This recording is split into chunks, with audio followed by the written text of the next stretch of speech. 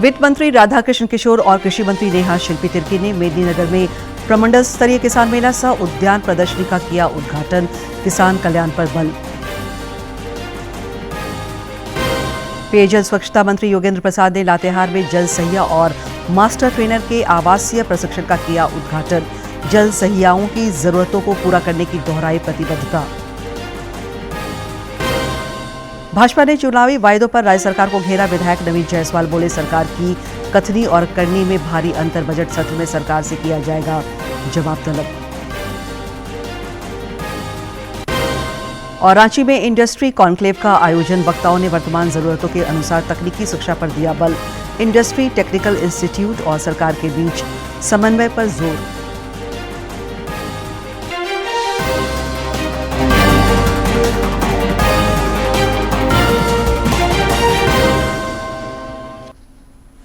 नमस्कार, प्रादेशिक समाचार में आपका स्वागत है। मैं हूं दिव्या और अब समाचार विस्तार से। केंद्र सरकार की कृषि प्रक्षेत्र पर खास ध्यान दे रही है। इस सिलसिले में लगातार पहल हो रहे हैं। 6 वर्ष पहले मृदा स्वास्थ्य कार्ड की अवधारणा को मूर्त रूप दिया गया था, जिसने सफलता के कई कीर्तिमान गढ़े हैं। रक्षा राज्य मंत्री संजय सेठ ने कहा कि इस योजना से अन्नदाताओं के जीवन में महत्वपूर्ण बदलाव आया है। देखिए स्वास्थ्य हेल्थ कार्ड पर यह विशेष रिपोर्ट।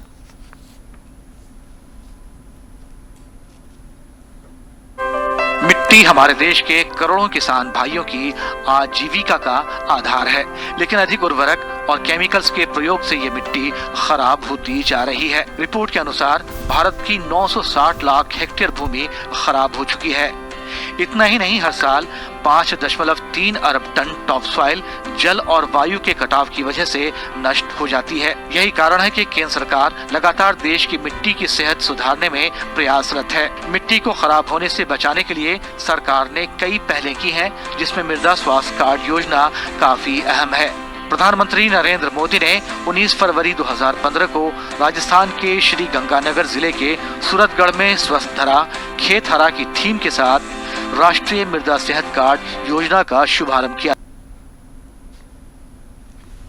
केंद्र सरकार के प्रयासों से अब तक देश भर में 1 करोड़ 25 लाख लखपति दीदी बनी है। इस बात की जानकारी साझा करते हुए केंद्रीय कृषि मंत्री शिवराज सिंह चौहान ने महिलाओं को आर्थिक रूप से सशक्त और आत्मनिर्भर बनाने की प्रतिबद्धता दोहराई।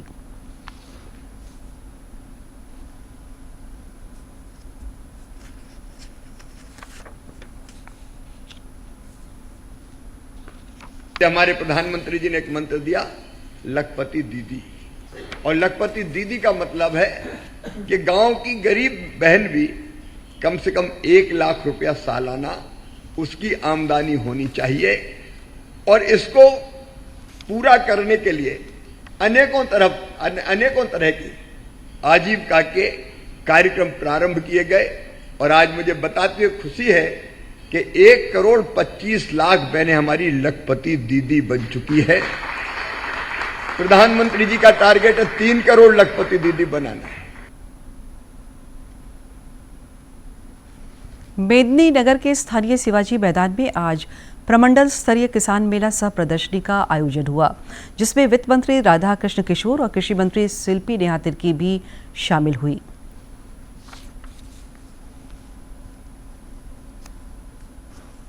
राज्य में कृषि विकास को नया आयाम देने के लिए चरणबद्ध तरीके से प्रमंडल स्तरीय किसान मेला का आयोजन हो रहा है। इस सिलसिले में मेदिनीनगर के स्थानीय शिवाजी मैदान में प्रमंडल स्तरीय किसान मेला सह प्रदर्शनी का आयोजन हुआ। इस दौरान अपने संबोधन में वित्त मंत्री राधाकृष्ण किशोर ने कृषि क्षेत्र को संबल प्रदान करने के लिए सिंचाई सुविधाओं के विस्तार और जल संरक्षण तथा जल संचयन पर बल दिया। हम आधारभूत संरचना के नाम पर मुख्यमंत्री ग्राम सेतु योजना से पुल बना ले, लेकिन पलामू का आर्थिक विकास तब तक संभव नहीं है जब तक ये सामने बैठे हुए किसानों के चेहरे पर खुशहाली नहीं आ जाती। मौके पर कृषि मंत्री शिल्पी नेहा तिर्की ने कहा कि पलामू जिले में तिलहन उत्पादन की अपार संभावनाओं के मद्देनजर स्टोरेज और प्रोसेसिंग यूनिट की स्थापना की जाएगी। गढ़वा, लातेहार, पलामू तमाम जगहों से आज यहाँ पे कृषक भाई बहन पहुँचे और मुझे लगता है बहुत सारी चीज़ों को समझ के यहाँ से जा रहे हैं। हमारे विभिन्न जो योजनाएं चलाई जा रही हैं उनका स्टॉल का प्रदर्शन भी यहाँ लगाया गया है। किसान उत्साहित होकर जाते हैं। इस दौरान लाभार्थियों के बीच परिसंपत्तियों का भी वितरण किया गया। किसान मेले में प्रमंडल क्षेत्र के तीनों जिलों पलामू, लातेहार और गढ़वा जिलों के किसान और विभागों की भागीदारी रही। इस दौरान किसानों को विभिन्न योजनाओं की जानकारी भी दी गई और लाभ लेने के लिए प्रेरित किया गया। पलामू से जसप्रीत की रिपोर्ट। राज्यपाल संतोष कुमार गंगवार ने आज राजभवन में धनबाद स्थित पहला कदम दिव्यांग स्कूल के बच्चों और विद्यालय परिवार से जुड़े सदस्यों से मुलाकात तथा संवाद किया। इस दौरान उन्होंने कहा कि प्रधानमंत्री नरेंद्र मोदी के कुशल निर्देशन और नेतृत्व में केंद्र सरकार दिव्यांगजन के सशक्तिकरण और समग्र विकास के लिए निरंतर प्रयासरत है। श्री गंगवार ने युवाओं का आह्वान किया कि वे दिव्यांगजनों के उत्थान में सक्रिय भूमिका निभाएं और उन्हें आत्मनिर्भर बनाने के प्रयासों में सहयोग करें। इस अवसर पर बच्चों ने लोकगीत पर नृत्य प्रस्तुत कर सबों का मन मोह लिया। राज्यपाल ने विद्यालय के प्रयासों की सराहना की और सभी बच्चों को उज्जवल भविष्य की शुभकामनाएं दी। पेयजल एवं स्वच्छता मंत्री योगेंद्र प्रसाद ने आज लातेहार टाउन हॉल में ठोस एवं तरल संसाधन प्रबंधन के तहत जलसहिया और मास्टर ट्रेनर के लिए आयोजित आवासीय प्रशिक्षण कार्यक्रम का उद्घाटन किया। इस 10 दिवसीय प्रशिक्षण कार्यक्रम को संबोधित करते हुए उन्होंने कहा कि राज्य सरकार जलसहिया बहनों की हर जरूरतों को पूरा करने और उन्हें प्रशिक्षित करने के लिए प्रतिबद्धता तथा संवेदनशीलता के साथ कार्य कर रही है। श्री प्रसाद ने कार्य दक्षता के लिए प्रशिक्षण कार्यक्रम को अहम बताया। प्रदेश भाजपा ने राज्य में बुनियादी स्वास्थ्य सुविधाओं के सवाल पर सरकार को घेरा है। पार्टी ने समाचार माध्यमों का हवाला देते हुए कहा कि राज्य के स्वास्थ्य मंत्री सिर्फ छोटी मोटी चीजों पर दिखावटी प्रतिबंध लगाकर अपना चेहरा चमकाने में व्यस्त है, लेकिन राज्य में बुनियादी स्वास्थ्य सुविधाओं को सुधारने में वे पूरी तरह विफल साबित हो रहे हैं। पार्टी ने कहा कि राज्य के सदर अस्पताल में महज चंद दिनों पहले पैदा हुए बच्चों की चोरी होना साफ दर्शाता है कि इस निकम्मी सरकार में नवजात बच्चे तक सुरक्षित नहीं हैं। भाजपा ने चुनावी वायदों पर राज्य सरकार को एक बार फिर घेरा है। डीडी झारखंड से खास बातचीत में पार्टी के वरिष्ठ नेता सह विधायक नवीन जायसवाल ने आरोप लगाया कि अब तक सरकार की घोषणाएं और वायदे कोरे साबित हुए हैं। उन्होंने कहा कि सरकार की कथनी और करनी में भारी अंतर है। भाजपा विधायक ने कहा कि आने वाले बजट सत्र में सरकार से राज्य और जनहित के सवाल पर जवाब मांगा जाएगा। 24 फरवरी से झारखंड विधानसभा का बजट सत्र शुरू हो रहा है। भारतीय जनता पार्टी पूरी तरीके से हमलावर है और क्या कुछ इस बार मुद्दे रहेंगे, क्योंकि ये पूर्णकालिक सत्र शुरू हो रहा है और लंबा सत्र होगा। हमारे साथ विधायक नवीन जायसवाल जी हैं, जो एक तरीके से जो हम कह सकते हैं प्रतिपक्ष के नेता बनने की भी दौर में हैं। जी नमस्कार।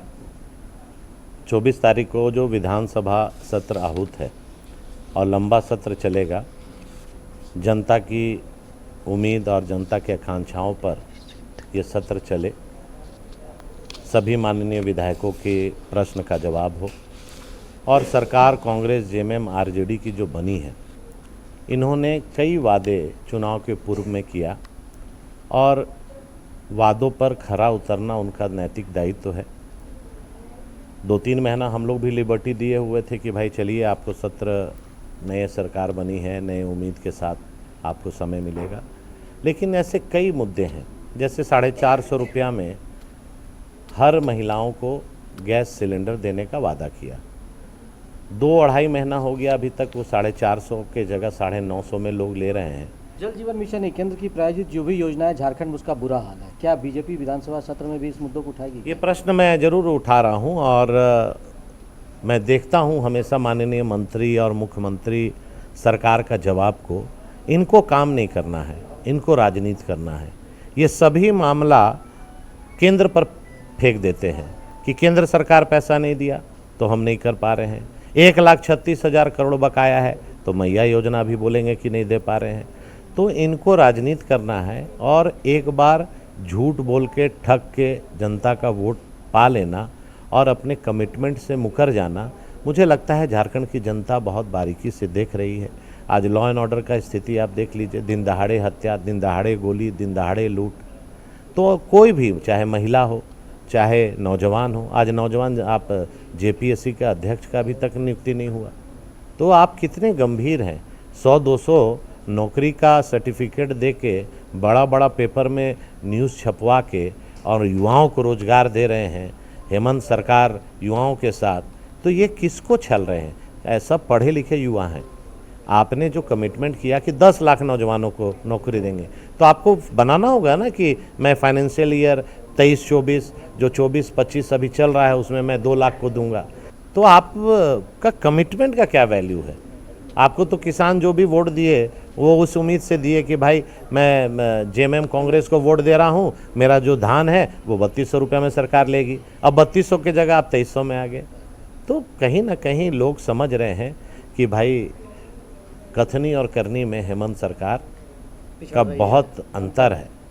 कथनी और करनी में इस सरकार में बहुत ही अंतर है और उसमें वो फेल हो रही है। और जो चुनावी वादे किए थे उसका क्या कुछ हस्र हो रहा है, ये विधानसभा सत्र में देखने को मिलेगा। और नवीन जायसवाल जी ने साफ तौर पर कहा कि ये सत्र अद्भुत भी होगा और सवालों की बौछार होगी और हंगामेदार भी होगा। अपने सहयोगी विकास के साथ मैं दिवाकर कुमार, दूरदर्शन समाचार, रांची। पूर्व मुख्यमंत्री सह भाजपा के वरिष्ठ नेता चंपाई सोरेन ने भी सरकार पर तीखा प्रहार किया है। समाचार माध्यमों का हवाला देते हुए उन्होंने कहा कि एक ओर सरकार हाईकोर्ट में कहती है कि संथाल परगना में कोई बांग्लादेशी घुसपैठिया नहीं है, वहीं दूसरी ओर हकीकत कुछ और है। श्री सोरेन ने कहा कि अवैध बांग्लादेशी घुसपैठिए आदिवासियों की जमीन पर कब्जा कर रहे हैं, महिलाओं की अस्मत से भी खिलवाड़ हो रहा है और राज्य सरकार महज वोट बैंक की खातिर इन चीज़ों को अनदेखा कर रही है। पूर्व मुख्यमंत्री ने जोर देकर कहा कि बांग्लादेशी घुसपैठियों का यह मुद्दा हमारे लिए कोई राजनीतिक या चुनावी नहीं बल्कि एक सामाजिक मुद्दा है जो आदिवासी समाज के अस्तित्व से जुड़ा है। ग्रामीण विकास मंत्री दीपिका पांडे सिंह से आज उनके रांची स्थित आवास पर जेटेट पास अभ्यर्थियों ने मुलाकात की। इस दौरान उन्होंने जेटेट सहायक आचार्य परीक्षा के परिणाम को जल्द घोषित करने की मांग की। ग्रामीण विकास मंत्री ने उन्हें विश्वास दिलाया कि सरकार युवाओं के भविष्य के साथ कोई अन्याय नहीं होने देगी। इस दिशा में जल्द ही ठोस कदम उठाए जाएंगे।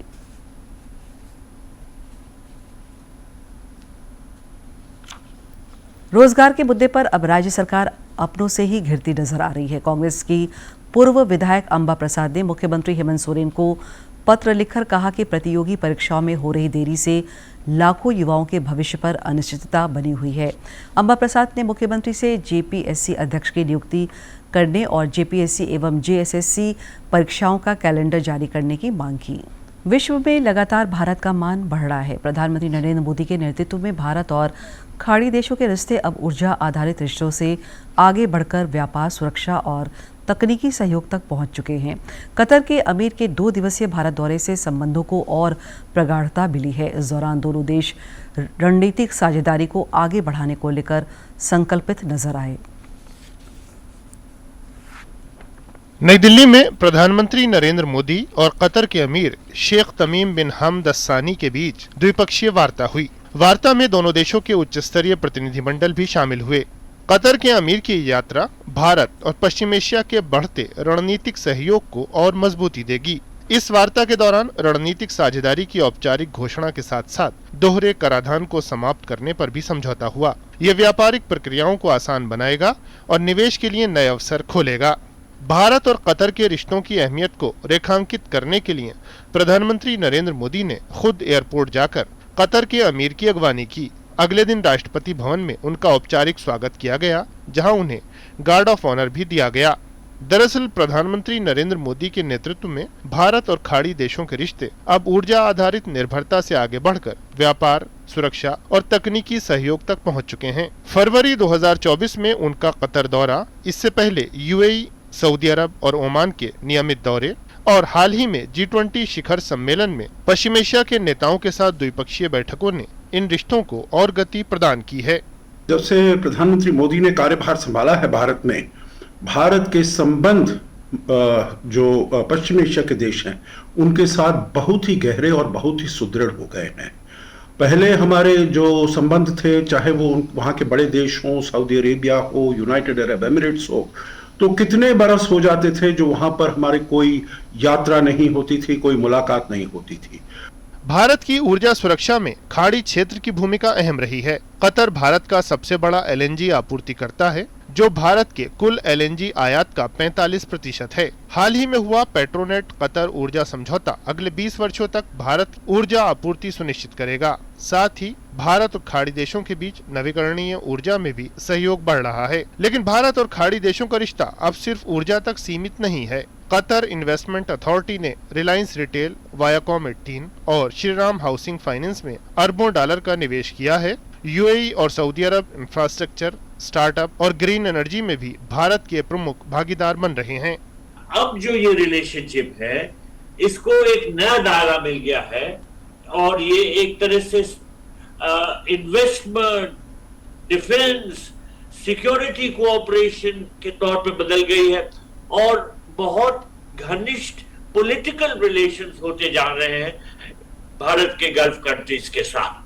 भारत और खाड़ी देशों के बीच व्यापार संबंध लगातार बढ़ रहे हैं। 2023-24 में भारत और कतर के बीच द्विपक्षीय व्यापार 14 अरब डॉलर तक पहुंच गया। इंडिया कतर स्टार्टअप ब्रिज जैसी पहलों के माध्यम से फिनटेक, आर्टिफिशियल इंटेलिजेंस और हेल्थ केयर में सहयोग को बढ़ावा मिल रहा है। स्ट्रैटेजिक पार्टनरशिप है यूनाइटेड अरब एमिरेट्स के साथ, सऊदी अरेबिया के साथ। और ख़ास बात यह है कि भारत के संबंध जो हैं अब दोनों पक्षों के साथ, जैसे एक तरफ ईरान के साथ हमारे बहुत घनिष्ठ संबंध हैं, इजराइल के साथ भी उतने अच्छे रिलेशनशिप है।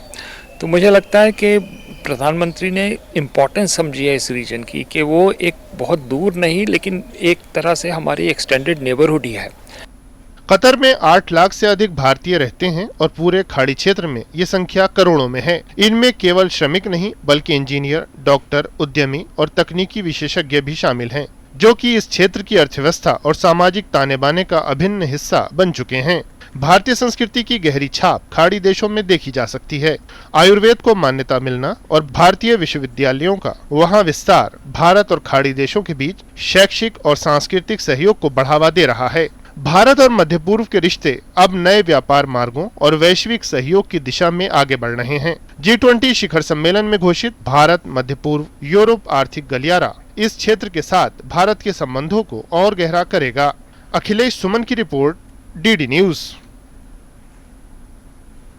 मुंबई में इस वर्ष मई में आयोजित होने वाले प्रथम दृश्य श्रव्य मनोरंजन शिखर सम्मेलन को लेकर विभिन्न स्तरों पर तैयारियां जारी है। इस सिलसिले में सूचना और प्रसारण सचिव संजय जाजू और प्रसार भारती के CEO गौरव द्विवेदी के नेतृत्व में एक उच्च स्तरीय प्रतिनिधिमंडल ने UAE का भी दौरा किया है। मीडिया साझेदारी को मजबूत करने की पहल के तौर पर इस दौरे को देखा जा रहा है।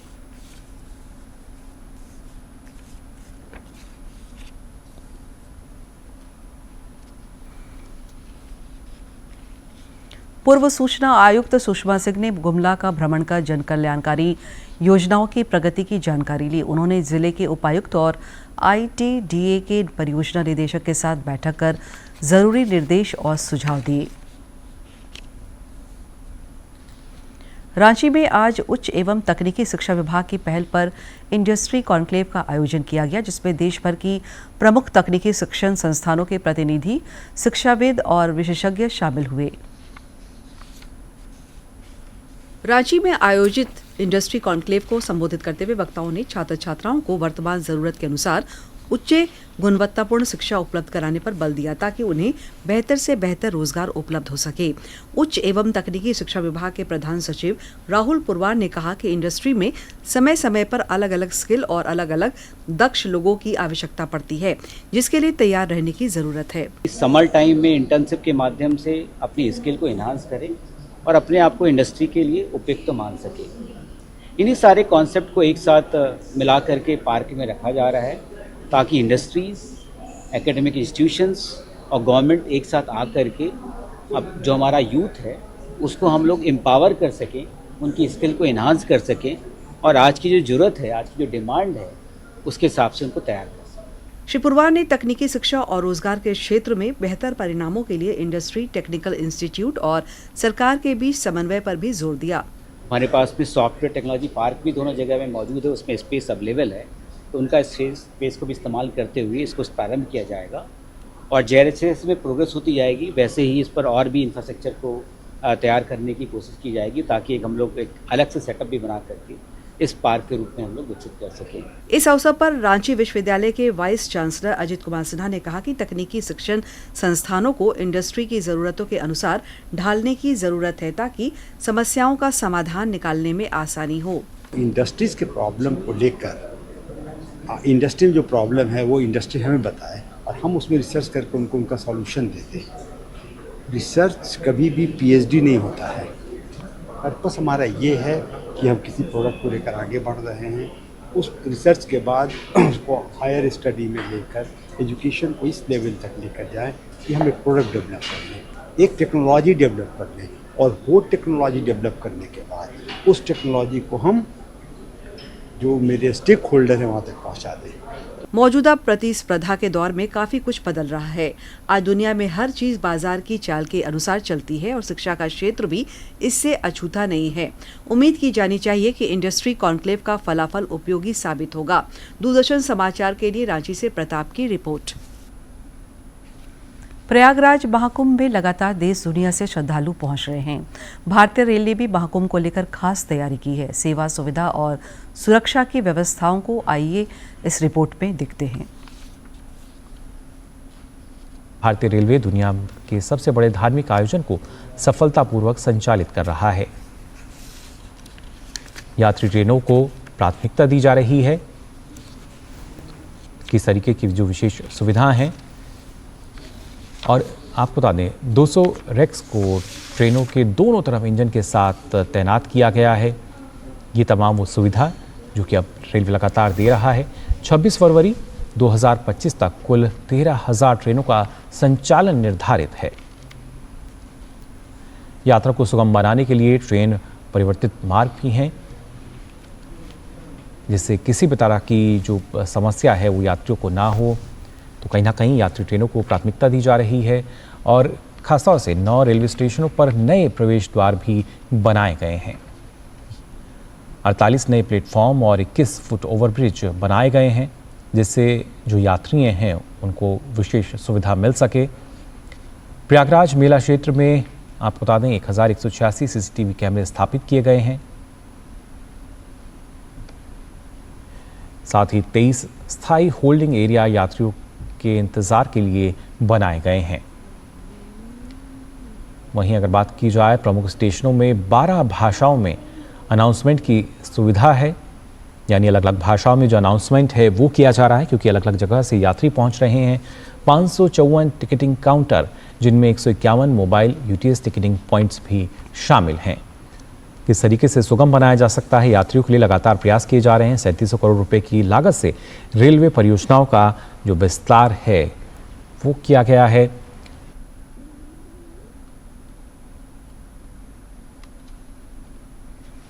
चतरा के मां भद्रकाली मंदिर परिसर में आज से 3 दिवसीय राजकीय इटखोरी महोत्सव शुरू हो गया है, जो 21 फरवरी तक चलेगा। पर्यटन और कला संस्कृति मंत्री सुदिव्य कुमार ने महोत्सव का विधिवत उद्घाटन किया। इस अवसर पर पूर्व मंत्री सत्यानंद भोक्ता समेत अन्य गणमान्य लोग मौजूद थे। मंत्री सुदिव्य कुमार ने अपने संबोधन में सामाजिक समरसता पर जोर दिया। इस 3 दिवसीय महोत्सव में विविध सांस्कृतिक कार्यक्रमों का भी आयोजन होगा। निश्चित रूप से मैं ये उम्मीद करता हूं कि झारखंड की इस पवित्र भूमि में इन 2 और पवित्र धर्मों के खास साथ में होने के महत्व से इटखोरी का महत्व राज्य में शायद पहले स्थान पर पहुंचेगा, क्योंकि यहाँ तीनों ही धर्म के लोगों ने मिलकर इस उत्सव में सहभागिता की। भाजपा के प्रदेश अध्यक्ष बाबूलाल मरांडी ने छत्रपति शिवाजी महाराज को उनकी जयंती पर सादर नमन किया है। श्री मरांडी ने महान स्वतंत्रता सेनानी समाज सुधारक गोपाल कृष्ण गोखले को भी आज उनकी पुण्यतिथि पर उन्हें भावपूर्ण श्रद्धांजलि अर्पित की। अंत में मुख्य समाचार एक बार फिर।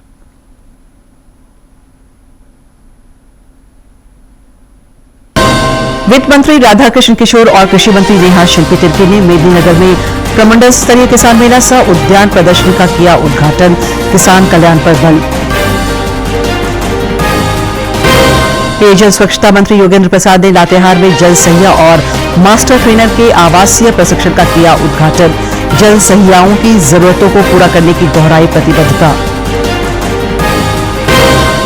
भाजपा ने चुनावी वायदों पर राज्य सरकार को घेरा। विधायक नवीन जायसवाल बोले, सरकार की कथनी और करनी में भारी अंतर। बजट सत्र में सरकार से किया जाएगा जवाब तलब। और रांची में इंडस्ट्री कॉन्क्लेव का आयोजन। वक्ताओं ने वर्तमान जरूरतों के अनुसार तकनीकी शिक्षा पर दिया बल। इंडस्ट्री टेक्निकल इंस्टीट्यूट और सरकार के बीच समन्वय पर जोर।